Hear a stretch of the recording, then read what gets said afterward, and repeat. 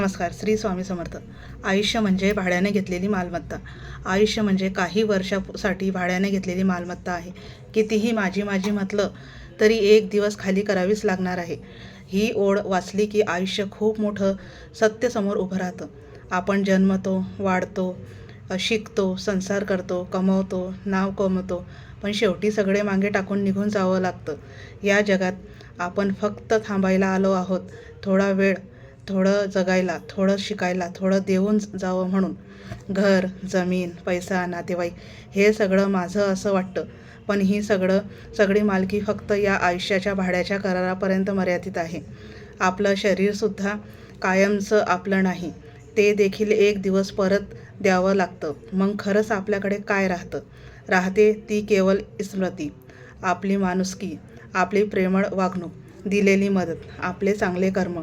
म्हणूनच आयुष्य जगताना अति अहंकार, स्पर्धा, मोह आणि क्रोध यांना दूर ठेवून साधेपणाने समजून घेऊन आपलेपणाने जगावं. दुसऱ्यांसाठी काहीतरी चांगलं करावं. कारण आपली खरी मालकी ही केवळ आपल्या कृतीवर असते. एक दिवस सगळं सोडून जायचं आहे, पण मागे जे काही ठेवून जाऊ ते इतकं सुंदर असावं की लोक आपल्याला आठवून हसावेत, शिकावं आणि प्रेरणा घ्यावी. श्री स्वामी समर्थ.